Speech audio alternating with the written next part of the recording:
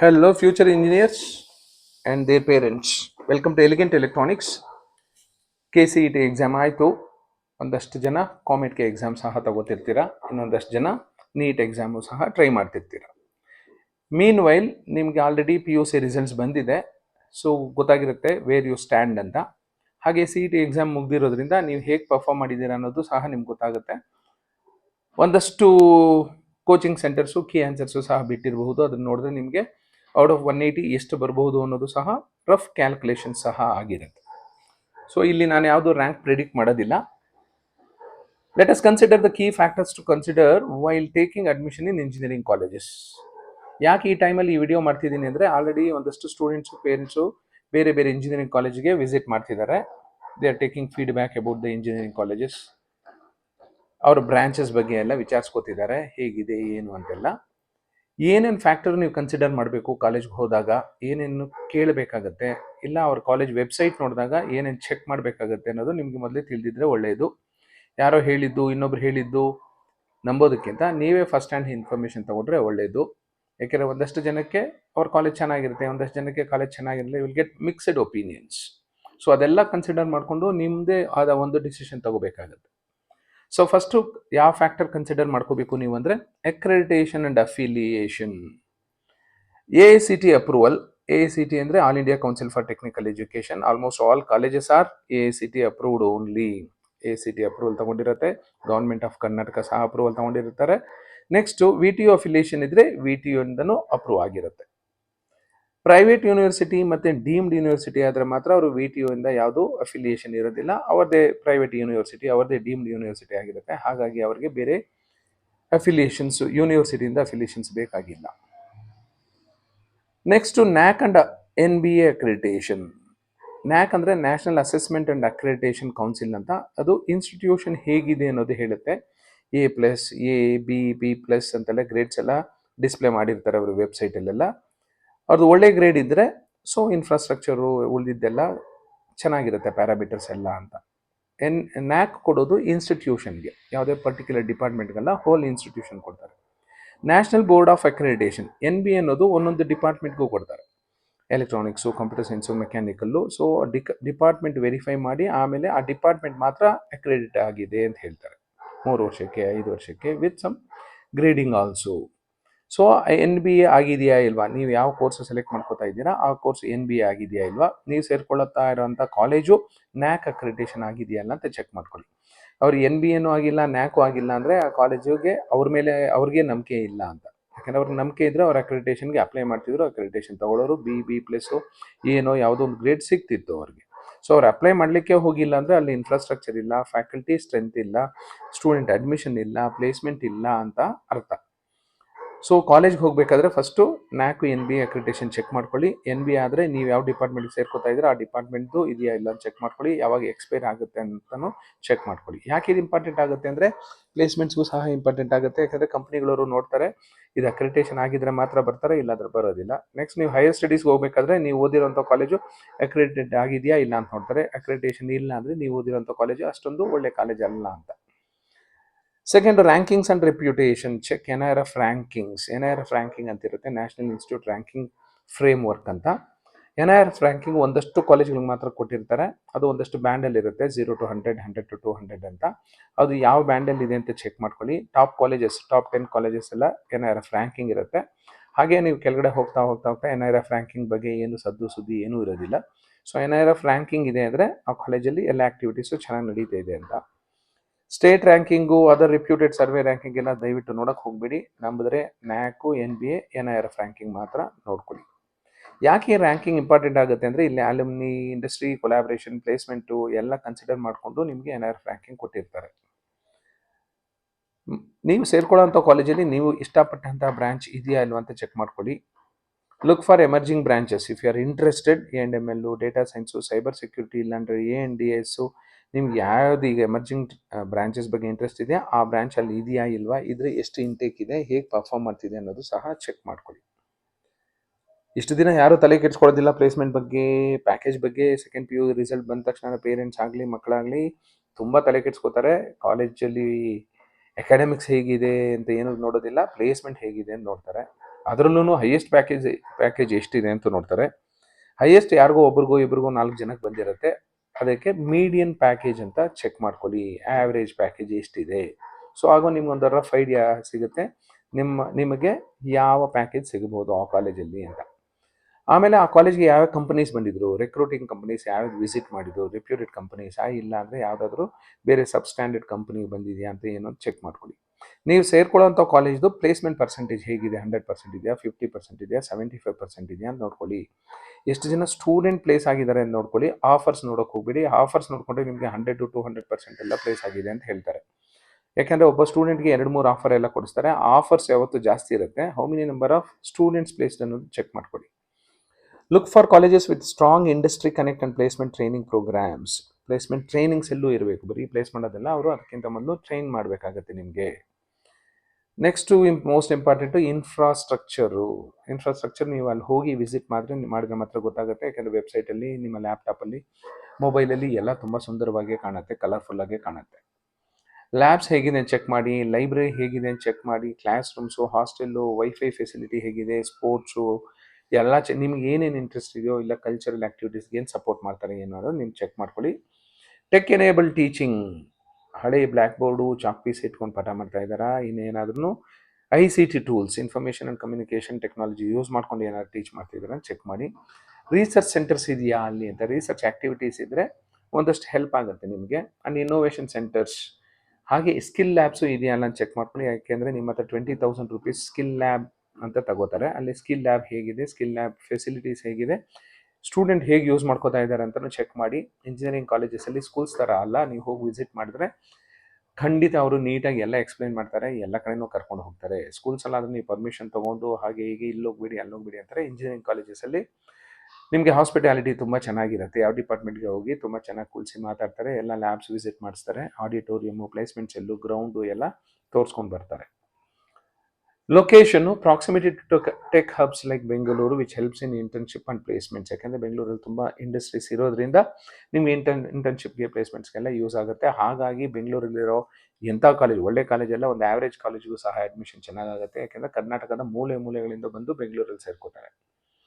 Connectivity, hostel availability and safety are important consideration. ನಿಮ್ಮ ಕಾಲೇಜಲ್ಲಿ hostel ಇದೆಯಾ, ಹಾಸ್ಟೆಲ್ ಎಲ್ಲಿದೆ, ಕ್ಯಾಂಪಸಲ್ಲೇ ಇದೆಯಾ, ಹೊರಗಡೆ ಇದೆಯಾ, ಇಲ್ಲ ನೀವು ಲೋಕಲೈಟ್ ಆದರೆ ಕಾಲೇಜ್ ಬಸ್ ಇದೆಯಾ ಇಲ್ವಾ, ಇಲ್ಲ ಮೆಟ್ರೋ ಕನೆಕ್ಟಿವಿಟಿ ಹೇಗಿದೆ ಅಂತೆಲ್ಲ ಚೆಕ್ ಮಾಡಿಕೊಂಡು ಒಂದು ಲಿಸ್ಟ್ ರೆಡಿ ಮಾಡ್ಕೊಳ್ಳಿ, ಯಾವ ಕಾಲೇಜಸ್ ನಿಮ್ಗೆ ಇಂಟ್ರೆಸ್ಟ್ ಇದೆ ಅಂತ. ಫ್ಯಾಕಲ್ಟಿ ಪ್ರೊಫೈಲ್, ಇದು ಮೋಸ್ಟ್ ಇಂಪಾರ್ಟೆಂಟು. ಬಟ್ ಈಗ ಸ್ಟೂಡೆಂಟ್ಸು, ಪೇರೆಂಟ್ಸ್ ಎಲ್ಲ ಅದನ್ನು ಮೋಸ್ಟ್ ನೆಗ್ಲಿಜಿಬಲ್ ಪ್ಯಾರಾಮೀಟರ್ ಮಾಡ್ಕೊಂಡ್ಬಿಟ್ಟಿದ್ದಾರೆ. ಫ್ಯಾಕಲ್ಟಿ ಇದ್ದಾರಾ ಇಲ್ವಾ, ಯಾಕೆಂದರೆ ಎಲ್ಲ IT ಬ್ರಾಂಚಸ್ ಓಪನ್ ಮಾಡ್ಕೋತಿದ್ದಾರೆ, ಸಿಕ್ಕಾಪಟ್ಟೆ ಇಂಟೇಕ್ ಇದೆ. ಅಲ್ಲಿ ಪಾಠ ಮಾಡೋದಕ್ಕೆ ಟೀಚರ್ಸ್ ಇದ್ದಾರಲ್ಲ ಅಂತ ಯಾರೂ ತಲೆನೇ ಕೆಡ್ಸ್ಕೊತಿಲ್ಲ. ಆಮೇಲೆ ಸೇರ್ಕೊಂಡ್ಮೇಲೆ ಹೇಳ್ತಾರೆ ಇಲ್ಲಿ ಫ್ಯಾಕಲ್ಟಿ ಇಲ್ಲ, ಯಾರೋ ಪಾಠ ಮಾಡೋರಿಲ್ಲ ಅಂತ ಹೇಳ್ತಾ ಇದ್ದಾರೆ. ಇಂಟೇಕ್ ಸಿಕ್ಕಾಪಟ್ಟೆ ಜಾಸ್ತಿ ಮಾಡ್ಕೊಂಡ್ಮೇಲೆ ಅಲ್ಲಿ ಫ್ಯಾಕಲ್ಟಿ ಸ್ಟ್ರೆಂತು ಚೆನ್ನಾಗಿರಬೇಕು, ಫ್ಯಾಕಲ್ಟಿನೂ ಜಾಸ್ತಿ ಇರಬೇಕು. ಬಟ್ ಯಾರು ಸ್ಟೂಡೆಂಟ್ಸು BE MTech PhD ಮಾಡ್ಕೊಂಡು ಟೀಚಿಂಗೇ ಬರ್ತಾ ಇಲ್ಲ ಅಂದರೆ ಫ್ಯಾಕಲ್ಟಿ ಎಲ್ಲಿರ್ತಾರೆ? ಆಲ್ ಓವರ್ ಇಂಡಿಯಾ IT ಬ್ರಾಂಚಸಲ್ಲಿ ಸ್ಕೇರ್ಸಿಟಿ ಆಫ್ ಫ್ಯಾಕಲ್ಟಿ ಇದ್ದಾರೆ. ಸೊ ನೀವು ಅಡ್ಮಿಷನ್ ತೊಗೋಬೇಕಾದ್ರೆ ಖಂಡಿತ ಚೆಕ್ ಮಾಡಿ ಅಲ್ಲಿ ಅಟ್ಲೀಸ್ಟ್ ಮಿನಿಮಮ್ ರಿಕ್ವೈರ್ಡ್ ಫ್ಯಾಕಲ್ಟಿ ಇದ್ದಾರಾ ಇಲ್ವಾ ಅಂತ. ಆ ಫ್ಯಾಕಲ್ಟಿ ಇದ್ದರೆ ಅವ್ರ ಕ್ವಾಲಿಫಿಕೇಷನ್ ಏನು, MTech PhD ಎಲ್ಲ ಇದೆಯಾ ಇಲ್ವಾ, ಅವ್ರಿಗೇನಾದರೂ ಇಂಡಸ್ಟ್ರಿ ಎಕ್ಸ್ಪೀರಿಯನ್ಸ್ ಇದೆಯಾ, ಅವ್ರ ಪೇಪರ್ಸು ಎಷ್ಟು ಪಬ್ಲಿಷ್ ಮಾಡಿದ್ದಾರೆ, ಅದು ಯಾವ ಜರ್ನಲಲ್ಲಿದೆ, ಏನಾದರೂ ರಿಸರ್ಚ್ ಆ್ಯಕ್ಟಿವಿಟಿ ಮಾಡ್ತಿದ್ದಾರಾ ಇಲ್ವಾ, ಅವರ ಟೀಚಿಂಗ್ ಎಕ್ಸ್ಪೀರಿಯನ್ಸ್ ಎಷ್ಟಿದೆ, ಅದೆಲ್ಲ ಚೆಕ್ ಮಾಡಿಕೊಂಡು ಸೇರ್ಕೊಳ್ಳಿ. ನೀವು ಇಷ್ಟಪಟ್ಟಂತಹ ಕೋರ್ಸ್ ಯಾವುದೋ ಒಂದು ಡಬ್ಬ ಕಾಲೇಜಲ್ಲಿದೆ ಅಂತ ಅಲ್ಲಿ ಹೋಗಿ ಕಣ್ಣು ಮುಚ್ಕೊಂಡು ಸೇರ್ಕೋಬೇಡಿ. Colleges with experienced and research oriented faculty offer better academic exposure. ಖಂಡಿತ ಟೀಚರ್ಸ್ ಒಳ್ಳೆ ನಾಲೆಡ್ಜ್ ಇದ್ದರೆ ಅದನ್ನು ಶೇರ್ ಮಾಡ್ತಾರೆ. ಅವ್ರ ರಿಸರ್ಚ್ ಎಕ್ಸ್ಪೀರಿಯನ್ಸ್ ಇದ್ದರೆ ನಿಮ್ಮ ಜೊತೆಲಿ ಶೇರ್ ಮಾಡ್ತಾರೆ. ಎಕ್ಸ್ಪೀರಿಯನ್ಸ್ ಜಾಸ್ತಿ ಆಗಿದ್ರೆ ನಿಮಗೆ ಬೇಗ ಅರ್ಥ ಆಗುತ್ತೆ. ಹಾಗಾಗಿ ಎಕ್ಸ್ಪೀರಿಯನ್ಸು, ರಿಸರ್ಚ್ ಓರಿಯೆಂಟೆಡ್ ಫ್ಯಾಕಲ್ಟಿ ಇದ್ದರೆ ನಿಮಗೆ ಒಳ್ಳೆಯದು. ನೆಕ್ಸ್ಟು ಫೀಸ್ ಆ್ಯಂಡ್ ಸ್ಕಾಲರ್ಶಿಪ್, ಯಾಕೆಂದರೆ ಮೋಸ್ಟ್ ಇಂಪಾರ್ಟೆಂಟ್ ಫಾರ್ ಪೇರೆಂಟ್ಸ್. ಯಾಕೆಂದರೆ ಅವ್ರಿಗೆ ಫೀಸ್ ಕಟ್ಟೋದಕ್ಕೆ ಆಗುತ್ತಾ ಇಲ್ವಾ, ಆ ಕಾಲೇಜಲ್ಲಿ ಕೆಲವು ಕಾಲೇಜಲ್ಲಿ ಎಕ್ಸ್ಟ್ರಾ ಫೀಸನ್ನು ಜಾಸ್ತಿ ತೊಗೋತಾರೆ, ಕೆಲವು ಕಡೆ ಹಾಸ್ಟೆಲ್ ಫೀಸ್ ಸಿಕ್ಕಾಪಟ್ಟೆ ಜಾಸ್ತಿ ಇದೆ, ಕೆಲವು ಕಡೆ ಟ್ರಾನ್ಸ್ಪೋರ್ಟೇಷನ್ ಫೀಸ್ ಜಾಸ್ತಿ ಇದೆ. ಸೊ ಇದೆಲ್ಲ ಪೇರೆಂಟ್ಸು ದಯವಿಟ್ಟು ಚೆಕ್ ಮಾಡ್ಕೊಳ್ಳಿ before admission. Compare tuition fees, hostel fees and other charges. Check eligibility for SNQ quota. SNQ quota ಅಂದರೆ ಸೂಪರ್ ನ್ಯೂಮರರಿ ಕೋಟಾ ಅಂತ. ನೀವು ಯಾವುದೇ ಕಮ್ಯುನಿಟಿ ಆಗಿದ್ದರೂ ನಿಮ್ದು ಏನಾದ್ರೂ ಫ್ಯಾಮಿಲಿ ಇನ್ಕಮ್ 8 lakhsಗಿಂತ ಒಳಗಡೆ ಇದ್ದರೆ SNQ ಕೋಟಾದಲ್ಲಿ ಸೀಟ್ ಸಿಗುತ್ತೆ. SNQ ಕೋಟಾ ಇರೋದು 3% of total intake, 5% of the total intake. 60 seat ಇದ್ದರೆ 3 ಸೀಟು SNQ ಕೋಟಾದಲ್ಲಿರುತ್ತೆ. Every one is eligible. ಯಾರಿಗೆ ಫ್ಯಾಮಿಲಿ ಇನ್ಕಮ್, ಆ್ಯನ್ಯುವಲ್ ಇನ್ಕಮ್ ತುಂಬ ಕಡಿಮೆ ಇದೆಯೋ ಅವ್ರಿಗೆ ಆ ಸೀಟ್ ಸಿಗುತ್ತೆ. ಅರೌಂಡ್ 36,000 ಏನೋ ಫೀಸ್ ಬರುತ್ತೆ ಪರ್ ಆ್ಯನಮ್. ಗೌರ್ಮೆಂಟ್ ಸ್ಕಾಲರ್ಶಿಪ್ಸು, ಕಾಲೇಜಲ್ಲಿ ಸ್ಕಾಲರ್ಶಿಪ್ ಸೆಕ್ಷನ್ ಇದೆಯಾ, ಯಾರಾದರೂ ಸ್ಟೂಡೆಂಟ್ಸ್ ಅವೈಲ್ ಮಾಡ್ಕೋತಿದ್ದಾರಾ ಏನು ಅಂತ ಕೇಳಿ.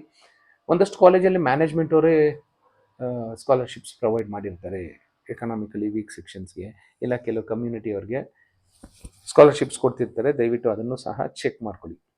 KEA fees structure differs for government ಕಾಲೇಜಲ್ಲಿ ಫೀಸ್ ಖಂಡಿತ ಕಡಿಮೆ ಇರುತ್ತೆ ಥ್ರೂ KEA ಕೌನ್ಸಿಲಿಂಗಲ್ಲಿ ಬಂದರೆ. ಹಾಗೆ ಏಡೆಡ್ ಕಾಲೇಜಲ್ಲೂ ಸಹ ಕಡಿಮೆ ಇರುತ್ತೆ.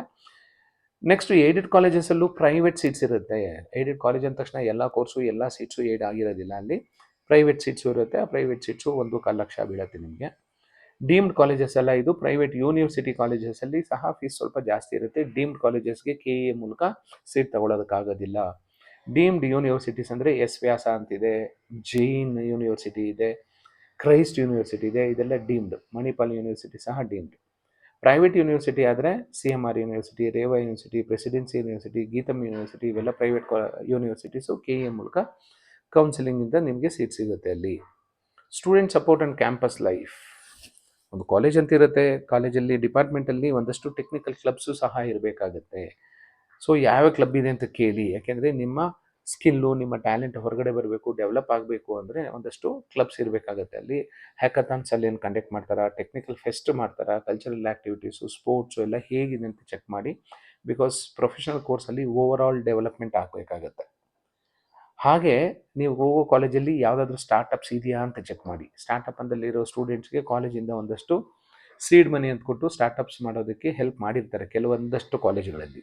ಸೊ ನೀವು ಸೇರ್ಕೊಳ್ಳೋಂಥ ಕಾಲೇಜು, ನೀವು ಚೆಕ್ ಮಾಡ್ಕೊಳ್ಳೋಂಥ ಕಾಲೇಜಲ್ಲಿ ಸ್ಟಾರ್ಟಪ್ಸ್ ಏನಾದರೂ ಇದೆಯಾ, ಇಂಟರ್ನ್ಶಿಪ್ ಏನಾದರೂ ಪ್ರೊವೈಡ್ ಮಾಡ್ತಿದ್ದಾರಾ, ಹಾಗೆ ರಿಸರ್ಚ್ಗೆ ಏನು ಸಪೋರ್ಟ್ ಮಾಡ್ತಿದ್ದಾರೆ ಅದನ್ನೆಲ್ಲ ಚೆಕ್ ಮಾಡ್ಕೊಳ್ಳಿ. ಆ್ಯಂಟಿ ರ್ಯಾಗಿಂಗ್ ಪಾಲಿಸೀಸ್. ಇಂಜಿನಿಯರಿಂಗಲ್ಲಿ ಆಲ್ಮೋಸ್ಟ್ ರ್ಯಾಗಿಂಗ್ ಎಲ್ಲ ನಿಲ್ಲಾಗ್ಬಿಟ್ಟಿದೆ, ಆದರೂ ಕೇಳಿ ಆ್ಯಂಟಿ ರ್ಯಾಗಿಂಗ್ ಸೆಲ್ ಇದೆಯಾ ಏನು ಅಂತ. ಯೂಶಲಿ ಎಲ್ಲ ಇಂಜಿನಿಯರಿಂಗ್ ಕಾಲೇಜಸಲ್ಲಿ ಮೆಂಟಿ ಅಂತ ಇರುತ್ತೆ. ಸೊ ಒಬ್ಬ ಮೆಂಟರ್ ಇರ್ತಾರೆ, 15 ಜನಕ್ಕೆ 20 ಜನಕ್ಕೆ, ಕೆಲವು ಕಾಲೇಜಲ್ಲಿ 30 ಜನಕ್ಕೆ ಒಬ್ಬರು ಮೆಂಟರ್ ಅಂತ ಇರ್ತಾರೆ.